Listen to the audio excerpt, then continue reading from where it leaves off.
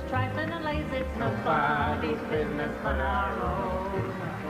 And the folks all say that Sue's a flirtin', but if she is, there's one thing certain. It's nobody's business but our own. Oh, it's nobody's business. Saturday nights in Richmond were reserved for WRVA's Old Dominion Barn Dance. From 1946 through 1957, its weekly performances packed the old Lyric Theater at 9th and Broad Street to capacity.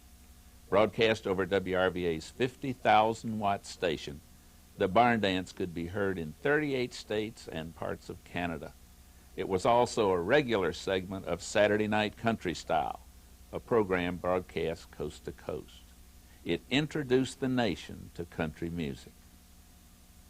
John Tansey was WRVA's general manager during those years. But once it got going, there was no stopping it. People were lined up originally at the mosque, which I think at that time seated about 4,000 people. And when it moved to the WRVA Theater, there were two shows, one at 7:30, and my recollection is that it was at second show at 9:30, and they'd be lined up down 9th Street and around Broad Street waiting to get into the show. Families. It was real down-to-earth family entertainment. The barn dance was so much a part of Richmond in later years. It became a focal point for people from all over Virginia and really from all over the country, because at one time it was broadcast nationally, coast to coast. Some of the great stars of yesterday and today played at the Old Dominion Barn Dance. Appropriately, it was at the Old Lyric Theater, later named the WRVA Theater at 9th and Broad.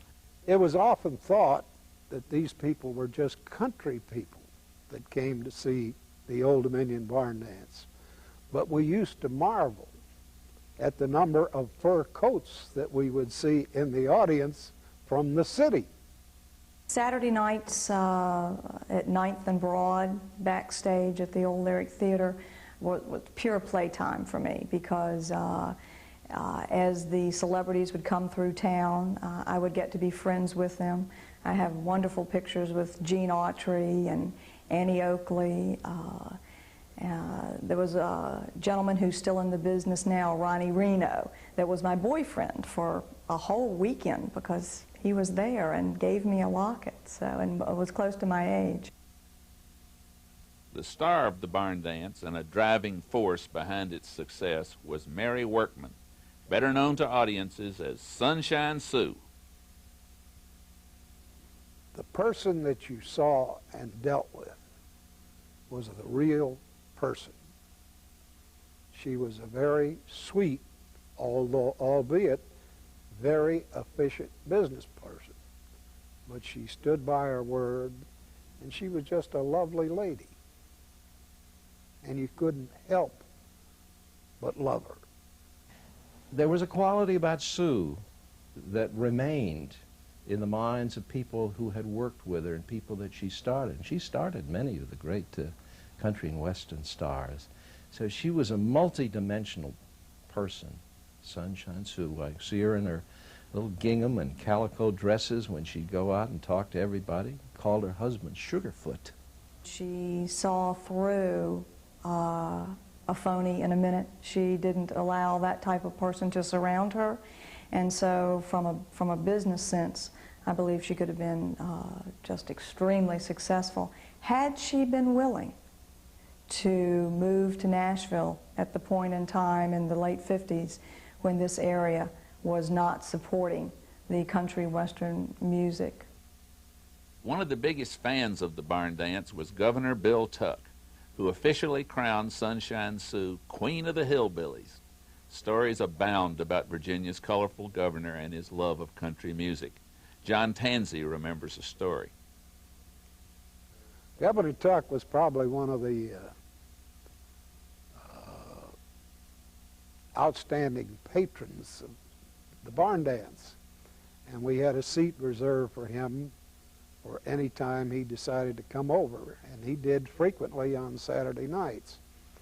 One story I recall was that he would invite members of the cast over to the governor's mansion. And he'd get his friend, and I think it was Jimmy Edwards, who was then the hillbilly governor of Louisiana. And he'd get the members of the cast of the Old Dominion Barn Dance to play for Jimmy on the telephone in Louisiana. And then the governor of Louisiana would play his guitar, or starvation box, as they used to call it in those days, back on the telephone to the Virginia governor's mansion. And that went on several times that I'm aware of. Richmond and the rest of the country were not ready to accept country music into the mainstream. In 1957, Mary Workman and her husband, who had created and directed the original barn dance, decided to retire. And Saturday nights in Richmond have never been the same. Sunshine, let's hear it. Let's hear it. You make me happy when skies are gray. You never know, dear, how much I love you. Please don't take my sunshine away. Good night. God bless you all for coming.